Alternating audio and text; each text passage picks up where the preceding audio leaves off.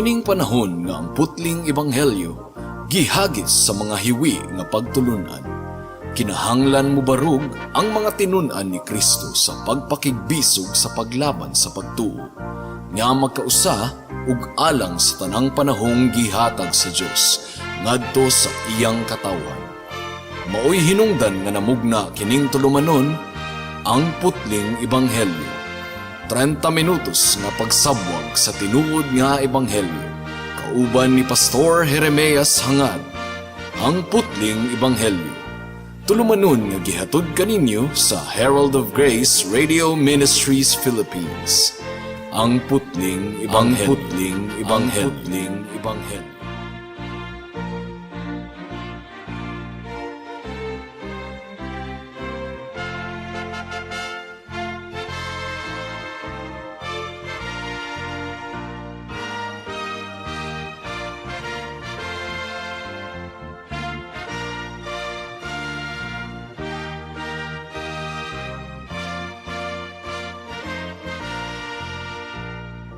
Alang sa pagpamalandong sa pulong sa Ginoo niining taknaa, please turn with me to Psalm chapter 90, verse 1 hangtod sa verse 17.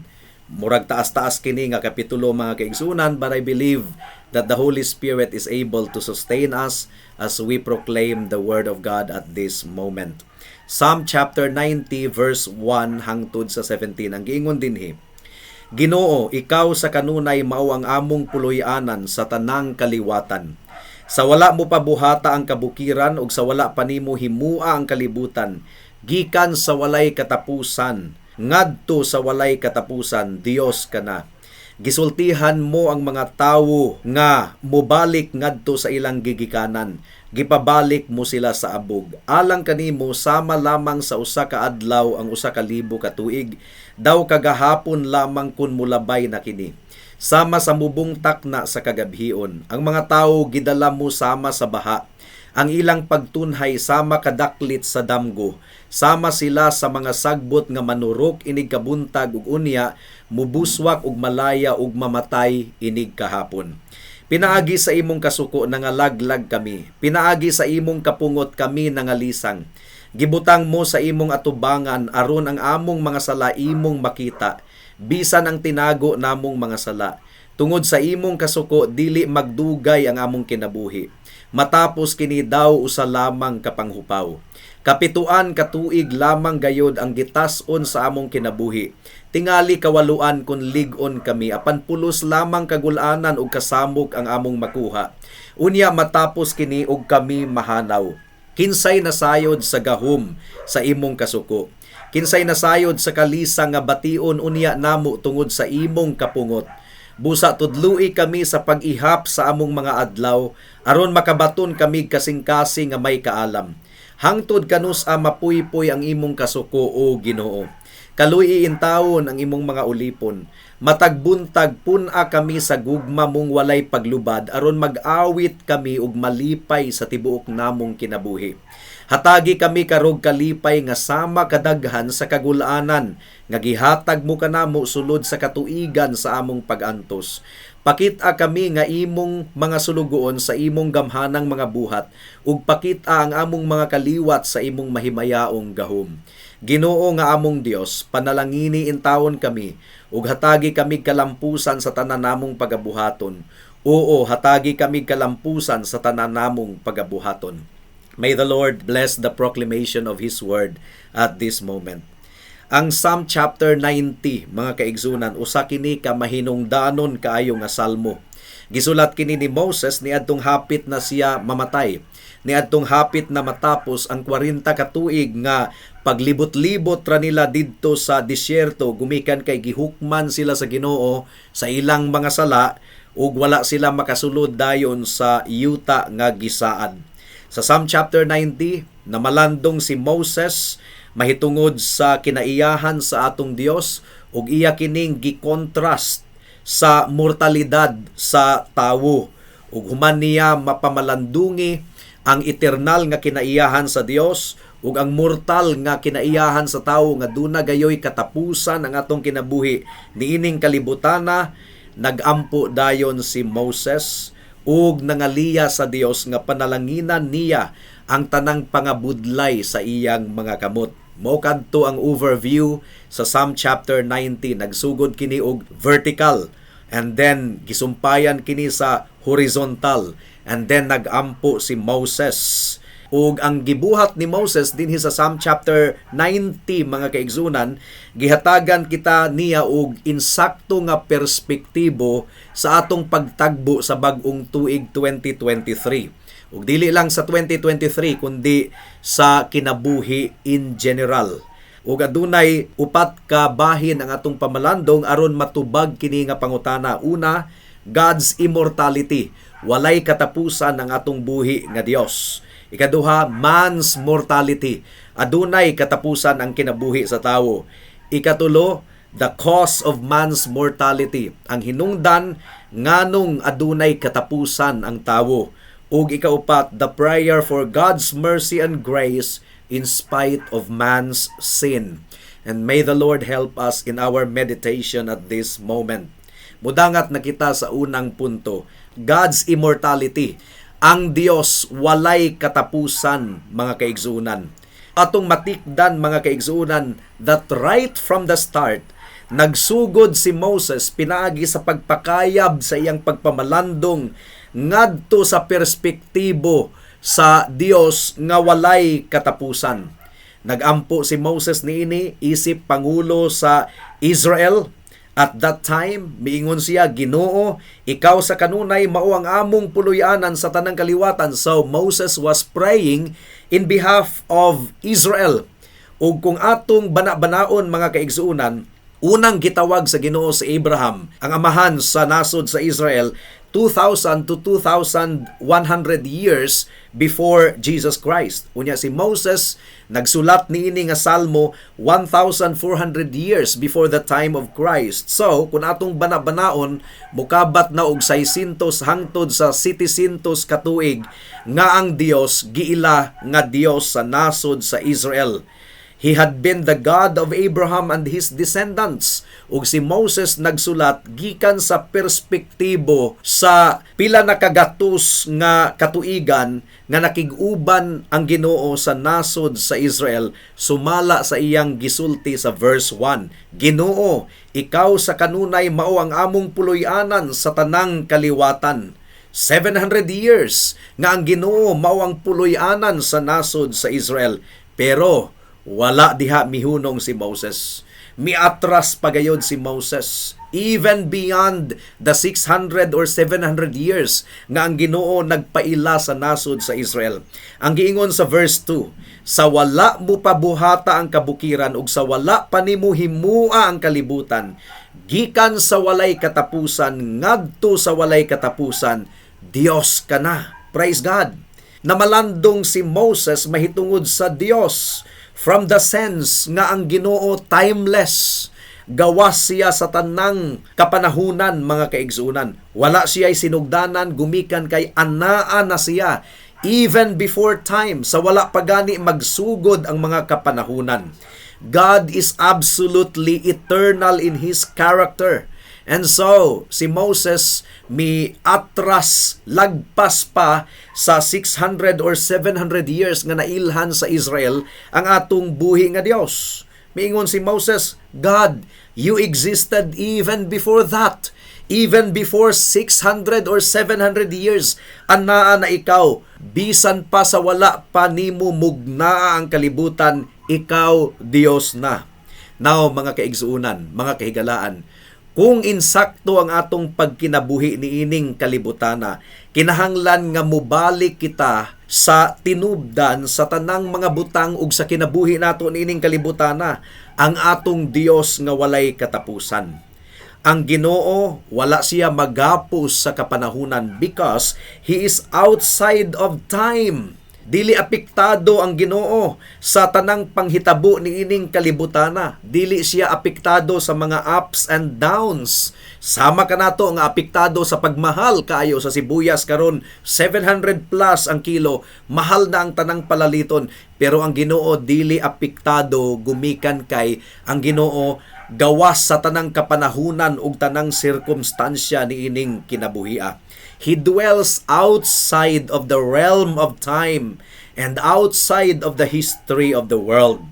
Giestablisar sa Ginoo ang iyang walay katapusang katuyuan even before time began, ug kinahanglang masabtan nato kini mga kaigsuonan. Diri kita magsugod sa atong pagtagbo sa tuig 2023 and onwards. Kinahanglan nga ibutang nato ang kinabuhi sa insakto nga perspektibo nga kini nahailalom sa pagbulutan sa atong Ginoo nga walay katapusan, ug ang tanang mahitabo niining kalibutan na human niining tanang mga kapanahunan atong masayran. Moabot ang takna nga gituman di ay sa Ginoo ang tanan niyang katuyuan, ug ang tanang nahitabo sa kasaysayan sa kalibutan kabahin lamang sa kinatibuk ang katuyuan sa atong buhi nga Dios. God existed even before time began, ug gideterminar na sa Ginoo ang tanang mahitabo sa kasaysayan bisan pa sa atong kapanahunan karon.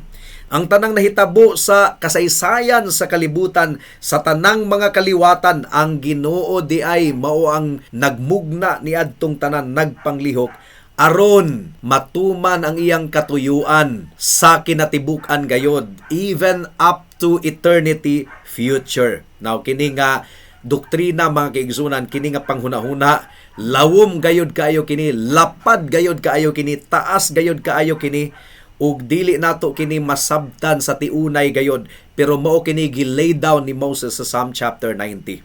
Gitakda na sa Ginoo ang tanang mahitabo sa 2023, sa 2024 and onwards gitakda na sa Dios. Mao kini gipakita sa Ecclesiastes chapter 7 verse 13 hangtod sa verse 14. Unahon nato ang verse 13, ang giingon dinhi, palandunga ang buhat sa Dios, kinsa ang makatulid sa gihimo sa Dios nga baliko. But pasabot niini, dili na gyud nato mausab ang gilaraw sa Ginoo. Ang gitakda sa Ginoo nga mahitabo, nahitabo na, ug dili gayud nato mabawi kining tanan. Who can change the purpose of God? Nga iya nang gilaraw nga pagabuhaton. And then sa verse 14, ang giingon dinhi mga kaigsuunan, kung maayo ang imong kahimtang, pagmalipayon. So, ang 2023 ba maghatag kanimo og prosperity, maghatag kanimo og panalangin ug kaayuhan? Ang giingon sa Biblia, pagmalipayon. Pero gisumpayan kini sa verse 14 mga kaigsuunan, ang giingon dinhi, apan inig-abot sa kasamok, hinumdumi lamang kini. Nagpadala ang Dios sa kalipay ug sa kasamok. So you see, pariho di ay nga kalipay ug kasamok ang gipadala sa Dios o gisumpay pagayod. Dili kagayod masayod unsa ang sunod nga mahitabo. So kinahanglan natong masabtan mga kaigsuunan nga bisag unsa ang mahitabo sa 2023, gitakda na kini sa Dios o gilaraw na kini sa Dios. Now, ang matag usa ka nato, ganahan gayud kaayo nga ang mga happening sa atong kinabuhi puros mga nindot, prosperous, ang tanan nag-enjoy og good health, nakasinati og mga panalangin. Well, everyone can rejoice and be happy in that. Dili lisod nga magmaya kita sa mga nindot nga panghitabo sa atong kinabuhi. Ug miingon gayod ang Biblia nga kinahanglan nga magmaya kita sa Dios, maglipay kita diha sa Ginoo. Pero mao kini ang biblical worldview ug biblical perspective mga kaigsuunan. Kung moabot kuno ang takna sa kasamok, kung moabot kuno ang mga problema ug kabugaton sa kinabuhi, kinahanglan atong hinumduman nga kining mga butanga gitakda usab sa Dios o gilaraw sa Dios nga atong masinatian. Busa dili kita magbagulbol ug dili kita magreklamo, hinunua, magsalig lamang kita sa Dios sa tanang higayon. Ang giingon sa Job chapter 2, ang Dios ang naghatag ug ang Dios usab ang nagkuha, dalaygon ang ngalan sa Ginoo. So, bisag unsang mahitabo sa tuig 2023, panalangin man or mga problema ug kabugaton, this is what God has given us. Mao kini ang gihatag sa Ginoo nga atong masinatian. Ug kinahanglan musanong kita pinaagi sa pagsimba kaniya ug uban sa paghinumdom nga ang Dios, Dios gayud nga labing gamhanan, wa gayon siya masipyat bisag kanusa, wa siya mabugo bisag kanusa. Ang tanan nga iyang gilaraw nga atong masinatian, Romans chapter 8 verse 28, alang kini sa atong ikaayo mga kaigsunan. God is the eternal God outside of time, and He existed before the mountains were formed. Ug hangtod mao kini ang makapatik sa atong alimpatakan mga kaigsunan. Magsigi lamang gayud kita og bagutbot sa mga kabug-aton nga mahitabo sa atong kinabuhi. Gumikan kay unodnon manggod ang atong perspektibo. Mao nga gikinahanglan nato ang Biblia aron mohatag kanato og giya. Kumusta ang pagsugod nimo sa tuig 2023 mga kaigsunan? Gisugdan ba nimo kini nga adunay discouragement? Gumikan kay duna kay problema nga dugay na gayud kaayo pero hangtod karon wala pa masulbad. Long-term trial nga murag walay katapusan, unya wala pa gyud kasulbaran nga imong makita sa unahan. Ang New Year 2023 ba naghatag kanimo og pagsulay, hinumdumi higala. Ang kamot sa Ginoo anaa sa tanang mga butang nga nahitabo. Walay nahitabo ni ining kalibutan nga wala gidirektar sa Ginoo. Lisod kaayong tunlon kini nga kamatuoran. Gumikan kay sugar-coated manggod ang pagtan-aw sa mga katawhan sa kinabuhi nga murag ang Dios, murag ilang anting-anting ba mga kaigsuunan nga murag ilang i-manipulate ang Ginoo nga mupanglihok ngadto sa mga panghitabo according to our liking kung unsa ang atong gusto. Pero dili ingon ana magapanglihok ang Ginoo mga kaigsuunan. Manggialamon kayo ang Ginoo og nasayod siya nga makaayo kanato kung makasinati kita og mga kabug-aton sa kinabuhi, because ang kaalam mudangat kanato pinaagi sa mga bugat nga leksyon nga atong nasinatian. God is too wise to be mistaken. Busa sa tanang kapanahunan pasalamatan nato ang Ginoo, ug sa tanang kapanahunan atong dayigon ug simbahon ang atong buhi nga Dios. So kung nasayra nato nga ang Ginoo mo'y nagkontrol sa tanang mga butang, mabag-o gayod ang dagan sa atong kinabuhi. Walay human opposition nga makaalkontra or makapakgang sa gilaraw sa Ginoo. Mao nga imbis nga magbagut-but kita, imbis nga moreklamo kita, mupasakop kita sa kaalam sa Ginoo ug musalig kita. Kinsa ang gakontrolar sa tanang mga butang? Dili si Satanas. Dili ang mga problema, dili ang kabug-aton, dili ang mga tawo nga gahatag nimo og problema, dili sila ang nagakontrolar sa tanang mga butang. Ang Dios mao ang nagakontrolar. Mao kadto ang unang punto, ang Dios walay katapusan ug siya ang nagakontrolar sa tanang mga butang. Ikaduhang punto, the mortality of man. Ang kinabuhi sa tawo adunay katapusan. Verse 3 hangtod sa verse 6. Gisultihan mo ang mga tawo sa pagbalik ngadto sa ilang gigikanan. Gipabalik mo sila sa abog. Alang kanimo, sama lamang sa usa ka adlaw ang usa ka libo ka tuig.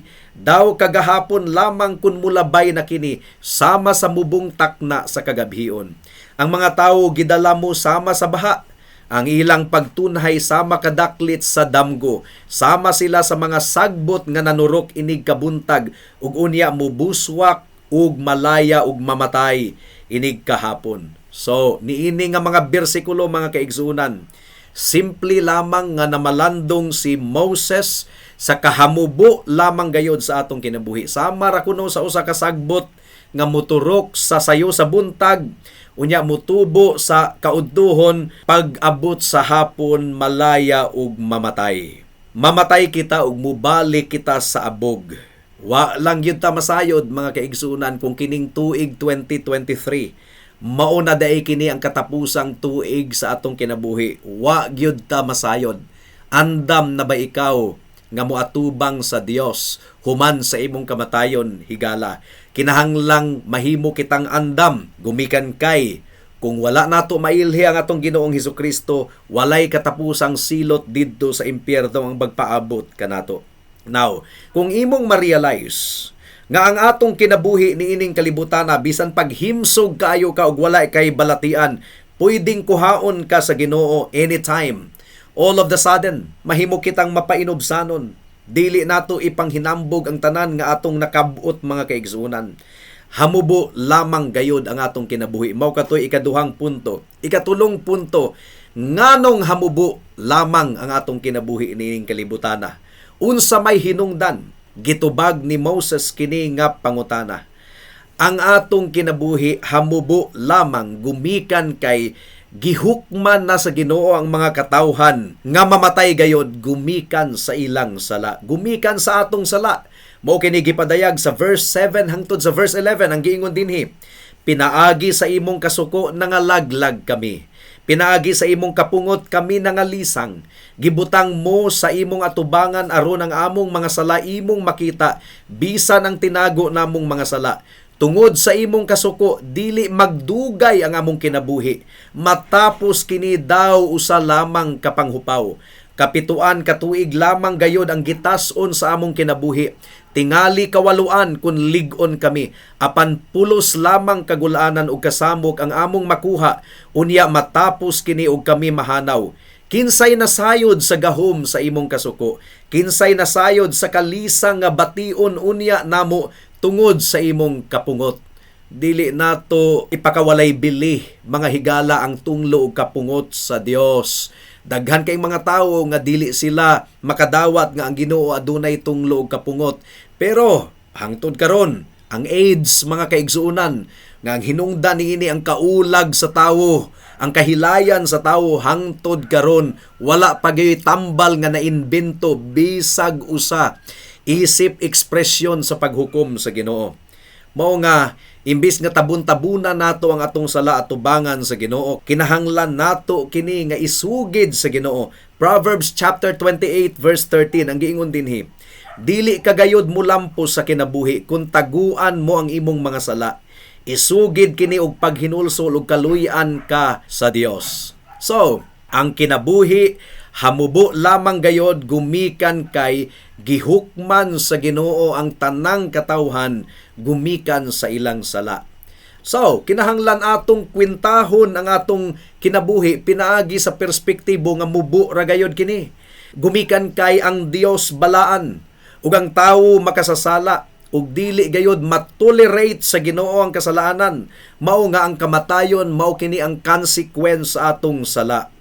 Ang atong kamatayon muabot gayod gumikan kay makasasala kita. Ug kini nga kamatuoran kinahanglan mo kini mo humble down sa atong garbo mga kaigsuonan. Kung atong masayran nga ang atong kinabuhi adunay utlanan niining kalibutana, it changes everything that you want out of life. Kung sa una ang imong hunahuna naara og pangwarta, naara sa mga temporaryong butang nining kalibutana, oy, adunay paghukom human sa atong kamatayon, kinahanglan nga atong pamalandungan ang bili sa atong kalag.